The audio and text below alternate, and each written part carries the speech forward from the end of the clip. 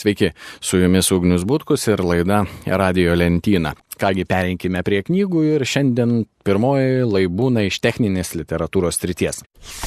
Šią knygą nebūtinai turėtų skaityti vien tik atitinkamos profesijos žmogus, tačiau knygos pavadinimas kalba už save. Efektyvus veiklos valdymas – kompleksinis metodas, kaip atskleisti geriausias jūsų darbuotojų savybės. Richardo Halo ir dr. Peterio Whitlamo parašyta knyga išleista Vagos leidyklos.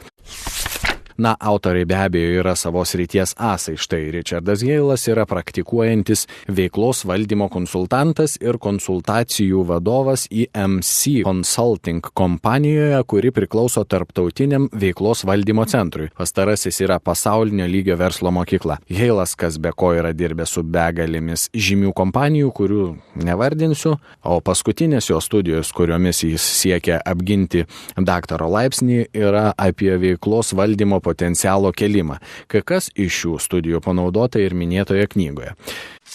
Kitas autorius, daktaras Peteris Whitlamas, yra minėtos verslo mokyklos vadovas, be abejo dirbęs su begalė žymių kompanijų, taip pat, kurių irgi nevardinsiu, dar 1988 metais kartu su Hailu įkūręs savo verslą. Nuo to laiko jie abu rašė ir publikavo nemažai knygų atitinkamomis temomis. Taigi, tokių autorių tokia knyga apie efektyvų veiklos valdymą. Parašyta, kaip įprasta tokiems darbams, detaliai, išskirstant kiekvieną gvildenamą objektą, klasifikuojant jį, aptariant.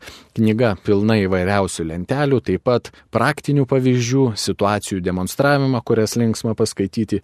Knygoje analizuojama vertinimo problema, sėkmingos veiklos apibrėžimas, atranka, mokymai, tikslų nustatymas ir veiklos apžvalga, ugdymas, praktiniai veiksmai.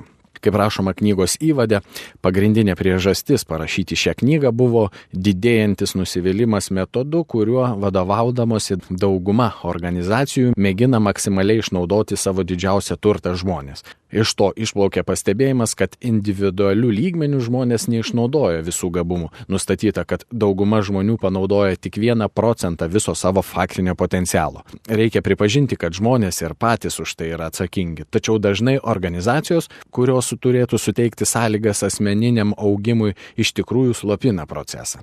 Taip rašoma knygos Efektyvus veiklos valdymas įvade. Priminsiu, Vagos leidyklos išleista knyga.